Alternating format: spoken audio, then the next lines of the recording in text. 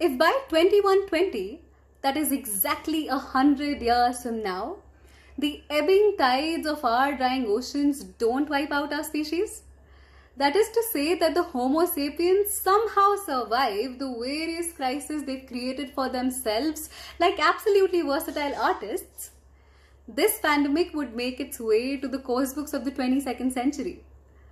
It might find refuge in a paragraph or two of a chapter called The Tragic 20s, a time when people wore masks and stayed at home. Students then would remember the day we discovered the vaccine, perhaps as the day of liberation, an answer carrying 2 marks in section A of their history paper.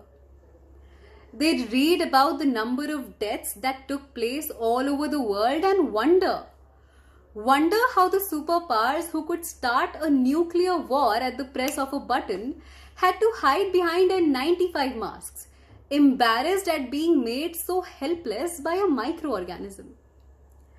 They'd study about the causes and the consequences in the aftermath, but what they might miss out on would be our stories. They might never get to know about the daughter who couldn't attend her father's funeral. They might never get to know about the migrant workers who decided to cover thousands of miles to reach home as if it meant walking from one's living room to the kitchen. They might never get to know about the Barcelona man who played the piano for his neighbors during the lockdown. They might never get to know about the Dutch teacher who stitched replica dolls of her students because she just missed them so much. They might never get to know how bakery owners got really worried about their sales after the sudden rise in Instagram stories of home-baked chocolate cakes. They might never get to know how Ludo almost became India's national game.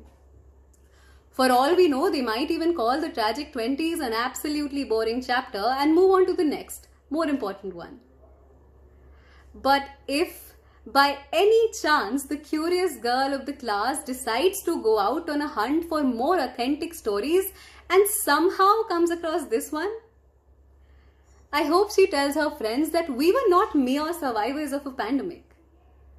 I hope she tells them about our stories, about how we became chefs and artists and our own mental health advisors.